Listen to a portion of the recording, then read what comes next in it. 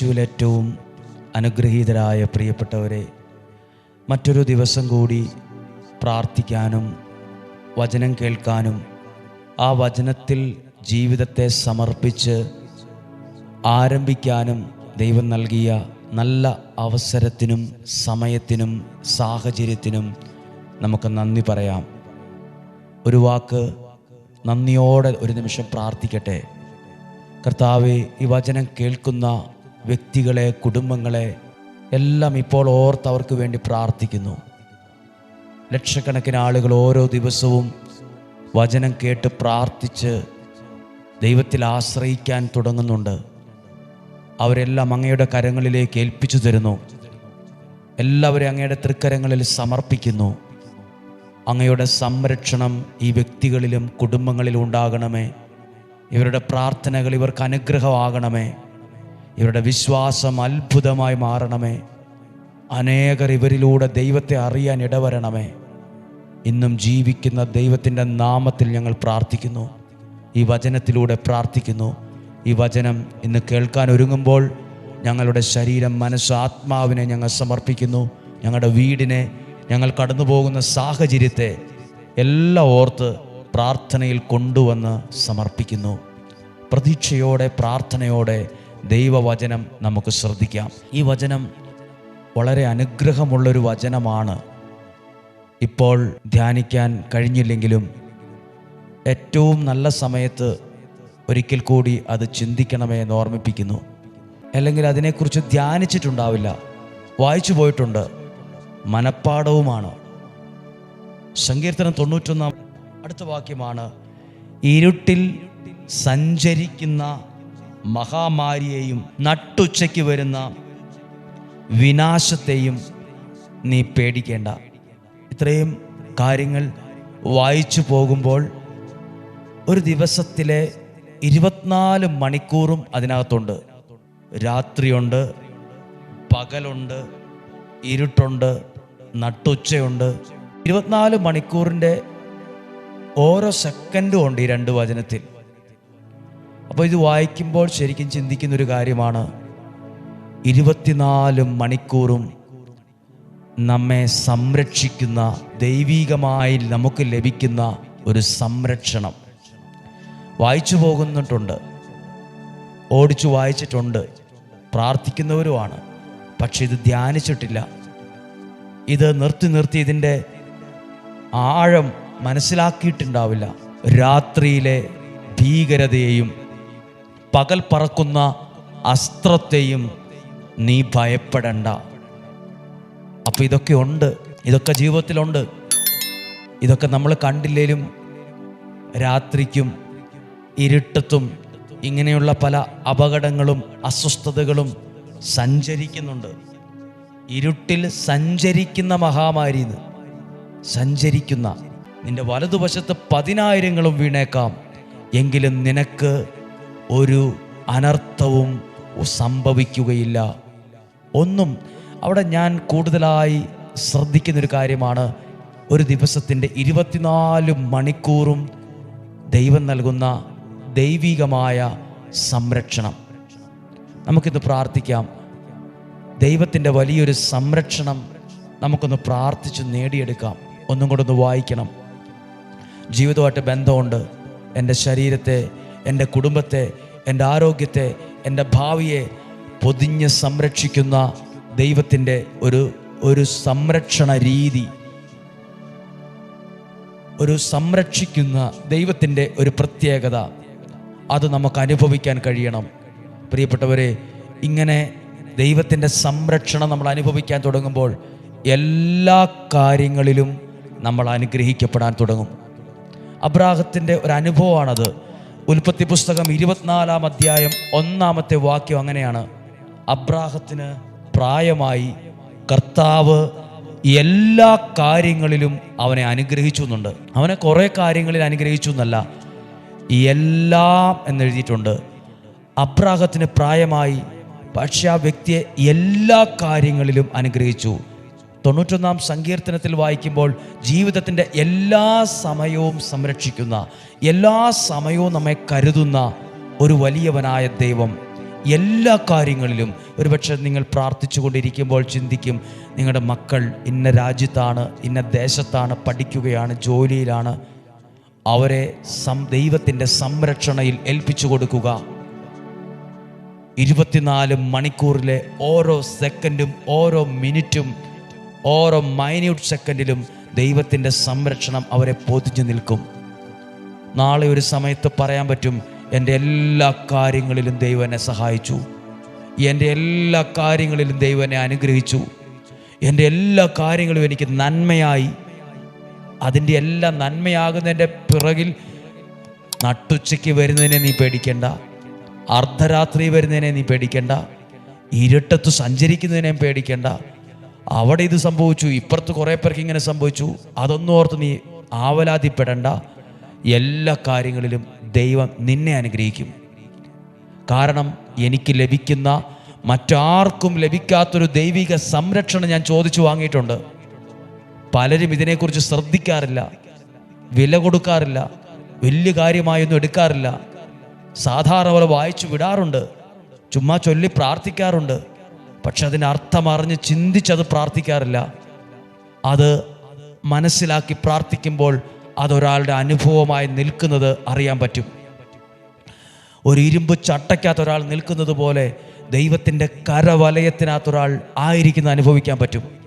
നമ്മളിന്ന് പ്രാർത്ഥിക്കാൻ പോവുകയാണ്. അബ്രാഹത്തിൻ്റെ അനുഭവം പോലെ എല്ലാ കാര്യങ്ങളിലും ദൈവം അവനെ അനുഗ്രഹിച്ചു. നമ്മുടെ കരങ്ങൾ ഹൃദയത്തോട് ചേർത്ത് വെച്ചിട്ട് ഇങ്ങനെ പ്രാർത്ഥിക്കാമോ? ദൈവമേ, എന്നെ, എൻ്റെ കുടുംബത്തെ എല്ലാ കാര്യങ്ങളിലും അനുഗ്രഹിക്കണമേ. എല്ലാ കാര്യങ്ങളിലും ദൈവത്തിൻ്റെ അനുഗ്രഹം കാണാൻ എനിക്കിടവരണമേ. രാത്രിയിലെ ഭീകരത എനിക്ക് ഒത്തിരി ഭയമുണ്ട്. പല കാര്യങ്ങൾ ഓർക്കുമ്പോൾ പലതും എന്നെ അസ്വസ്ഥപ്പെടുത്തുന്നുണ്ട്. അതെല്ലാം ഇന്ന് ദൈവകരങ്ങളിലേക്ക് പൂർണ്ണമായി ഏൽപ്പിച്ചു തരികയാണ്. നമുക്ക് ഈശോയുടെ ആശീർവാദം സ്വീകരിക്കാം. കർത്താവെ, ഇന്നു കേട്ട ഈ വചനത്തിലൂടെ ഈ കുടുംബത്തെ, ഈ വ്യക്തിയെ സമർപ്പിച്ച് പ്രാർത്ഥിക്കുന്നു. ദിവസത്തിൻ്റെ 24 മണിക്കൂറിലെ ഓരോ സെക്കൻഡിൽ ലഭിക്കുന്ന ദൈവിക സംരക്ഷണത്തെ ഞങ്ങൾ ഓർക്കുന്നു. എല്ലാ കാര്യങ്ങളിലും ഞങ്ങൾ സംരക്ഷണം അനുഭവിക്കും. എല്ലാ കാര്യങ്ങളിലും ദൈവം ഞങ്ങളെ അനുഗ്രഹിക്കും. ഞങ്ങളത് വിശ്വസിക്കുന്നു, ഞങ്ങളത് ഏറ്റെടുക്കുന്നു. നമ്മുടെ കർത്താവ് ഈശോ മിശിഹായുടെ കൃപയും പിതാവായ ദൈവത്തിൻ്റെ സ്നേഹവും പരിശുദ്ധാത്മാവിൻ്റെ സഹവാസവും നിങ്ങളോട് കൂടെ ഉണ്ടായിരിക്കട്ടെ. രോഗങ്ങളിലും അപകടത്തിലും ദുർമരണത്തിലും സ്വർഗത്തിലെ ദൈവം, വലിയവനായ ദൈവം നിങ്ങളെ സംരക്ഷിക്കട്ടെ. ഇന്ന് വായിച്ചു കേട്ട വചനം 91 സങ്കീർത്തനത്തിലെ 5-6 വചനങ്ങൾ. രാത്രിയിലെ ഭീകരതയോ പകൽ പറക്കുന്ന അസ്ത്രത്തെയോ നീ ഭയപ്പെടുകയേ വേണ്ട. ആരൊക്കെ ഭയപ്പെട്ടു എന്ന് പറഞ്ഞാലും നീ ഭയപ്പെടണ്ട. കാരണം ദൈവത്തിൻ്റെ ഒരു സംരക്ഷണം നിൻ്റെ മേൽ ഇന്നു മുതലുണ്ട്, നിൻ്റെ കുടുംബത്തിൻ്റെ മേലുണ്ട്, നിൻ്റെ മക്കളുടെ മേലുണ്ട്. അവർ ഏത് ദേശത്താണേലും രാജ്യത്താണേലും എവിടെയാണേലും അവിടെ പഠിക്കുവാണേലും അവിടെയെല്ലാം ദൈവത്തിൻ്റെ സംരക്ഷണമുണ്ട്. ദൈവികമായ ഒരു അടയാളമുണ്ട് അവിടെ. എല്ലാ കാര്യങ്ങളിലും ദൈവത്തിൻ്റെ അനുഗ്രഹം നിങ്ങളിൽ ഉണ്ടാകട്ടെ. ഈശോയുടെ നാമത്തിൽ അനുഗ്രഹിച്ച് പ്രാർത്ഥിക്കുന്നു. ദീർഘായുസ്സും ആരോഗ്യവും ഉണ്ടാകട്ടെ. ദൈവം അനുവദിച്ചു നൽകുന്ന സമ്പത്തും ഐശ്വര്യവും ജീവിതത്തിലുണ്ടാകട്ടെ. ദൈവം എല്ലാ അർത്ഥത്തിലും നിങ്ങളെ സഹായിക്കട്ടെ, ഇപ്പോഴും എപ്പോഴും എന്നേക്കും. ആമേൻ. ദൈവം എല്ലാവരെയും അനുഗ്രഹിക്കട്ടെ. ദൈവത്തിൻ്റെ സംരക്ഷണം കൂടുതലായി അറിയുവാൻ, ഒരു പടി കൂടെ അനുഭവിക്കാൻ നിങ്ങൾക്ക് സാധിക്കട്ടെ. സാധിക്കുന്നവർക്ക് അയച്ചു കൊടുക്കുക. ദൈവത്തിൻ്റെ സഹായം നിങ്ങൾക്ക് വേണ്ടിയുണ്ട്. നിങ്ങൾക്ക് വേണ്ടി പ്രാർത്ഥിക്കുന്നു. എല്ലാ കാര്യങ്ങളിലും ദൈവം നിങ്ങളെ അനുഗ്രഹിക്കട്ടെ. നല്ലൊരു ദിവസവും നല്ലൊരു മണിക്കൂറും നിങ്ങൾക്ക് ആശംസിക്കുന്നു. ദൈവത്തിൻ്റെ സഹായം കൂടെ ഉണ്ടാകട്ടെ. നാളെ നമുക്ക് 5:30 ഒരുമിച്ച് കാണാം. ഒരുമിച്ച് വളരെ സന്തോഷത്തോടും പ്രതീക്ഷയോടും കൂടെ ഈ നല്ല ദിവസത്തിലേക്ക് സ്വാഗതം ചെയ്യുകയാണ്. ജാതിമത ഭേദമന്യേ, സഭാവ്യത്യാസമന്യേ നിങ്ങൾ ദൈവത്താൽ അനുഗ്രഹിക്കപ്പെടാൻ ഇടവരണം. നിങ്ങളുടെ ജീവിതം എല്ലാ അർത്ഥത്തിലും അനുഗ്രഹമുള്ള ഒന്നായി മാറണം. അതിനുവേണ്ടിയാണ് എല്ലാ ദിവസവും പ്രാർത്ഥിക്കുന്നത്. ഒരു നിമിഷം പ്രാർത്ഥിക്കാം. കർത്താവേ, ഡെയിലി ബ്ലെസ്സിങ്ങിലൂടെ വചനം കേട്ടുകൊണ്ടിരിക്കുന്നവർ, കേൾക്കുന്നവർ സകലരെയും ഇപ്പോൾ അങ്ങയുടെ ബലമുള്ള ശക്തിയുള്ള കരങ്ങളിൽ ഏൽപ്പിച്ചു തരികയാണ്. കേൾക്കുന്ന വചനങ്ങൾ ഞങ്ങളെ തൊടണമേ. കേൾക്കുന്ന വചനങ്ങൾ ഞങ്ങളെ ആശ്വസിപ്പിക്കുക മാത്രമല്ല, ഞങ്ങളെ പൂർണ്ണമായി വിടുവിക്കുന്ന അനുഭവം ഉണ്ടാകണമേ.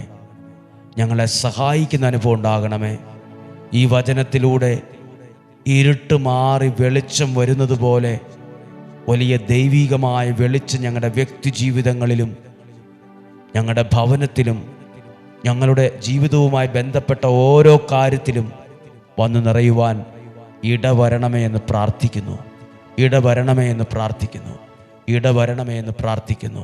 പ്രതീക്ഷയോടെ, പ്രാർത്ഥനയോടെ, വിശ്വാസത്തോടെ നമുക്ക് ഈ വചനം ശ്രദ്ധയോടെ കേൾക്കുവാൻ ഒരുങ്ങാം. ശരീരത്തെയും മനസ്സിനെയും ആ ഭവനത്തെയും നിങ്ങളായിരിക്കുന്ന സ്ഥലത്തെയും സമർപ്പിച്ച് ഞങ്ങൾ പ്രാർത്ഥിക്കുന്നു. ദൈവം അനുഗ്രഹിക്കട്ടെ. നമുക്ക് കേൾക്കാം. അപ്പോൾ ഒരു കുഷ്ഠരോഗി അടുത്തു വന്ന് താണ് വണങ്ങി പറഞ്ഞു, കർത്താവേ, അങ്ങേക്ക് കാലത്ത് അന്നത്തെ നാട്ടിൽ കുഷ്ഠരോഗികളുടെ ഒരവസ്ഥ, ശരീരത്തിന് മാത്രമല്ല വേദനയുള്ള മനസ്സ്, ഇതൊക്കെയാണ് കുഷ്ഠരോഗിയുടെ അവസ്ഥ. ആ അവസ്ഥയിലും ആ മനുഷ്യൻ യേശുവിൻ്റെ അടുത്തു വന്ന് താണു വണങ്ങി പറഞ്ഞു, അങ്ങയ്ക്ക് മനസ്സുണ്ടെങ്കിൽ എന്നെ ശുദ്ധനാക്കാൻ കഴിയും. അങ്ങയ്ക്ക് മനസ്സുണ്ടെങ്കിൽ എന്ന് പറഞ്ഞാൽ ഒരു പരിധിവരെ ആ പ്രാർത്ഥനയ്ക്ക് എന്തോ ഒരു പ്രത്യേകതയുള്ളതുപോലെ, എന്നെ ശുദ്ധനാക്കണമേ എന്നല്ല, അങ്ങയ്ക്ക് മനസ്സുണ്ടെങ്കിൽ. നമ്മൾ ചിലരോട് അങ്ങനെ പറയാറുണ്ട്, നിനക്ക് മനസ്സുണ്ടെങ്കിൽ ചെയ്തതാ, മനസ്സുണ്ടെങ്കിൽ ആ പൈസ താ. നമ്മൾ അവസാനം അടുത്ത് കഴിഞ്ഞ് ചിലപ്പോൾ പറയുന്നൊരു വാക്കാണത്. മനസ്സിന് ഞാൻ പറയാൻ വരുന്നില്ല, മനസ്സുണ്ടെത്താ. കുഷ്ഠരോഗി പറയാണ് മനസ്സുണ്ടെങ്കിൽ. ഒരുപക്ഷെ ഇന്ന് പ്രാർത്ഥിക്കുന്ന ഒരുപാട് പേര്, ഞങ്ങൾ ഒത്തിരി പ്രാർത്ഥിച്ചു, ഒരുപാട് വചനങ്ങളൊക്കെ കേട്ടു, ഞങ്ങളുടെ കുടുംബത്തിനകത്ത് ആ പ്രശ്നങ്ങൾ പരിഹരിക്കുന്നില്ല, ആ പ്രശ്നം മാറുന്നില്ല, അത് അതേപോലെ നിൽക്കുക. അടുത്ത വാക്യം വളരെ ശ്രദ്ധിക്കേണ്ട ഒരു വാക്കാണ്. 4-ാമത്തെ വാക്യം, യേശു കൈ നീട്ടി വാക്കുണ്ട്, എനിക്ക് മനസ്സുണ്ട്, നിന്നെ അനുഗ്രഹിക്കാൻ എനിക്ക് മനസ്സുണ്ട്, നിന്നെ സൗഖ്യമാക്കാൻ എനിക്ക് മനസ്സുണ്ട്. അവിടെ ശ്രദ്ധിക്കേണ്ട മറ്റൊരു വാക്കാണ്, യേശു കൈ നീട്ടി അവനെ സ്പർശിച്ചു കൊണ്ട് പറഞ്ഞു എന്നാണ്. നമ്മൾ ഒരാളെ കൈ നീട്ടി തൊടുക എന്ന് പറയുന്നത് അതൊരു പ്രത്യേകതയാണ് ആ രീതിയിൽ ചിന്തിക്കുമ്പോൾ. കാരണം ആരെയാണ് യേശു തൊട്ടതെന്ന് അറിയാമോ? ആരും തൊടാൻ ഇഷ്ടപ്പെടാത്ത ഒരാളെ, ശരീരം മുഴുവൻ രോഗമുള്ള ഒരാളെ, അത്ര വൃത്തിയുള്ള ഒരു അന്തരീക്ഷത്തിലല്ല ഇപ്പോൾ ഉള്ളത്. പക്ഷെ ആ വ്യക്തിയുടെ ആ അവസ്ഥയെ യേശു കൈ നീട്ടി തൊട്ടു. ശരീരത്ത് മുഴുവൻ വേദനയുള്ള വ്രണങ്ങളുണ്ട്. ആ വേദനയുള്ള ശരീരത്തെയാ യേശു തൊട്ടത്. ഞാനിവിടെ ഒരു കാര്യം, എത്ര ചീഞ്ഞാലും എത്ര മനുഷ്യനകറ്റിയാലും ദൈവത്തിന് നിന്നെ കൈ നീട്ടി തൊടാനും നിന്നെ അനുഗ്രഹിക്കാനും നിന്നെ സൗഖ്യത്തിലേക്ക് കൊണ്ടുവരാനും യേശുവിന് ഇഷ്ടമാണ്. യേശുവിന് മനസ്സുണ്ട്. നിന്നെ അനുഗ്രഹിക്കാൻ യേശുവിന് കഴിയും. ഇന്ന് കൈ നീട്ടി തൊടുന്നത് എൻ്റെ നിങ്ങളുടെ ജീവിതങ്ങളെയാണ്. മുറിവേറ്റ ജീവിതങ്ങളാണ്.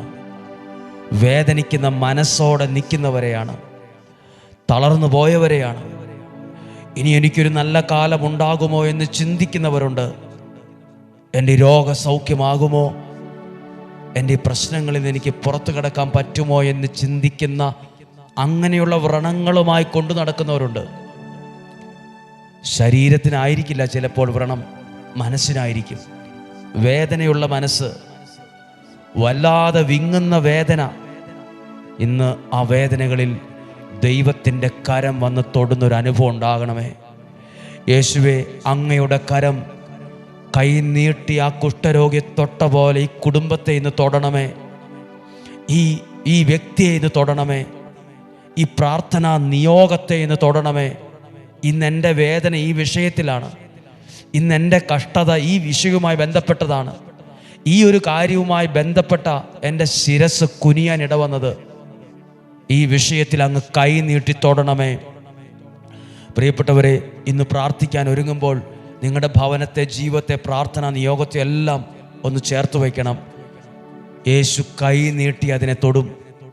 യേശു കൈ നീട്ടി തൊട്ടുകൊണ്ടൊരു വാക്ക് പറഞ്ഞു, എനിക്ക് മനസ്സുണ്ട്, എനിക്ക് സന്തോഷമാണ്. നിന്നെ ഈ അവസ്ഥയിൽ നിന്ന് പുറത്തു കൊണ്ടുവരാൻ എനിക്ക് സന്തോഷമാണ്, എനിക്ക് മനസ്സുണ്ട്. ഇന്ന് നിങ്ങൾ അനുഭവിക്കുന്ന പ്രയാസത്തിൽ നിന്ന് പുറത്തു കൊണ്ടുവരാൻ ദൈവത്തിന് മനസ്സുണ്ട്. പലർക്കും മനസ്സുണ്ടാകില്ല. എന്തിനു പറയണ, ഏറ്റവും പ്രിയപ്പെട്ടവർക്ക് പോലും മനസ്സുണ്ടായെന്ന് വരില്ല. പക്ഷെ ദൈവത്തിന് നിന്നെ അനുഗ്രഹിക്കാൻ മനസ്സുണ്ട്, സന്തോഷമാണ്. അടുത്ത വാക്യം, തൽക്ഷണം കുഷ്ഠം മാറി അവന് ശുദ്ധി വന്നു. ഏതു കാര്യത്തിലാണോ വിഷമിച്ചത്, വേദനിച്ചത്, വിറങ്ങലിച്ചത്, സങ്കടപ്പെട്ടത്, അവിടെ ഒരു പെട്ടെന്നൊരു മാറ്റം കടന്നു വന്നു. ദൈവത്തിൻ്റെ കരം തൊടുമ്പോൾ മാറ്റമുണ്ടാകിയാലെന്ന് ചിന്തിക്കുന്ന കാര്യമായിരിക്കാം, അവിടെ പെട്ടെന്ന് മാറ്റങ്ങളുണ്ടാകും.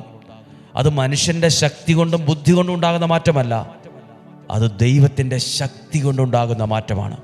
നിങ്ങൾ വചനം കേട്ടുകൊണ്ടിരിക്കുകയാണല്ലോ, വചനം പ്രാർത്ഥിച്ചുകൊണ്ടിരിക്കുകയാണല്ലോ.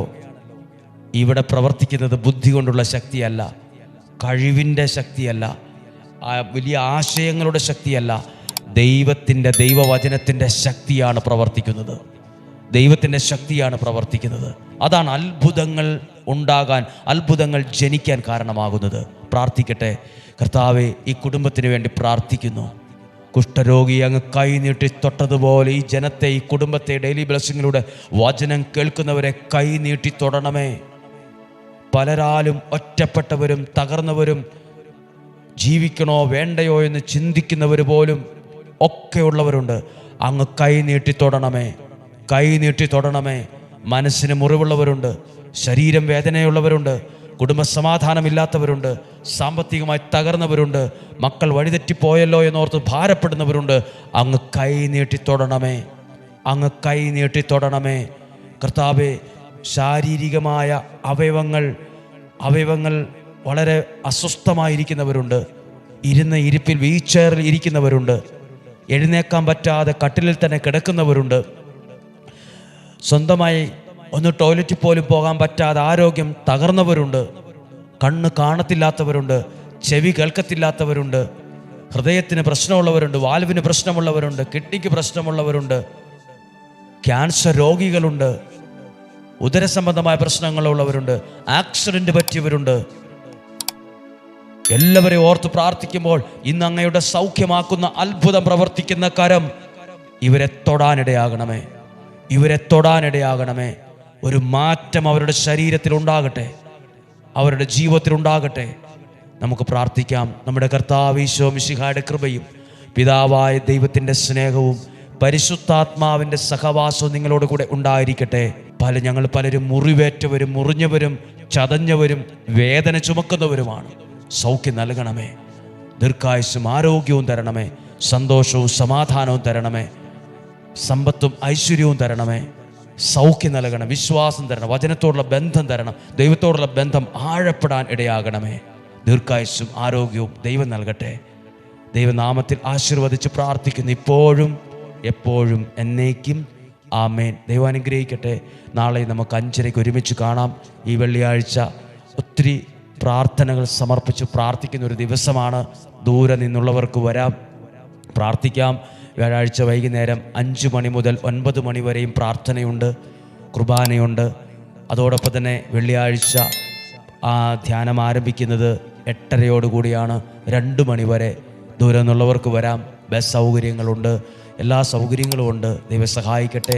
നിയോഗ പ്രാർത്ഥനയ്ക്കായി ഒക്ടോബർ മാസത്തെ നിയോഗ പ്രാർത്ഥനയ്ക്ക് ഒരുങ്ങുകയും ചെയ്യാം. ദൈവം നിങ്ങളെ സഹായിക്കട്ടെ. നാളെയും 5:30 നമുക്ക് ഒരുമിച്ച് കാണാം, പ്രാർത്ഥിക്കാം.